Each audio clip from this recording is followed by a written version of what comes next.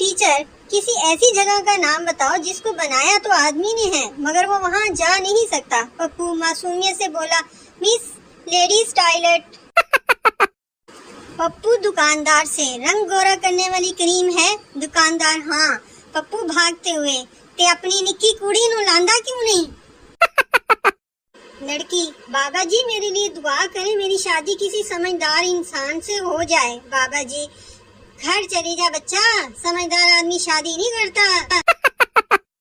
सरदार जी को fire brigade में नौकरी मिल गई। नौकरी के दूसरे दिन लड़की ने कॉल किया, हेलो, मेरे घर पर आग लग गई है। सरदार, आपने पानी डाला? लड़की, हाँ, मगर आग बुझी नहीं। सरदार, फिर हमने आकर कौन सी पेप्सी डालनी है, हमने आकर पानी तो डालना है। पप्पू, आज मेरा दोस्त घर आ रहा है, मेरे सारे खिलौने छुपा दे। अम्मी, क्यों, तुम्हारा दोस्त चोर है क्या? पप्पू, नहीं, मुझे डर है कि वो अपने खिलौने पहचान लेगा। डॉक्टर, तुम्हें अच्छी सेहत के लिए रोजाना वर्जिश करनी चाहिए। पप्पू, मैं फुटबॉल, क्रिकेट और टेनिस तकरीबन रोजाना खेलता हूँ। डॉक्टर, कितनी देर के लिए खेलते हो? पप्पू, जब तक मोबाइल की चार्जिंग खत्म नहीं हो। अगर लोगों के दिलों में जिंदा रहना चाहते हैं तो लोगों से पैसे उधार ले ले।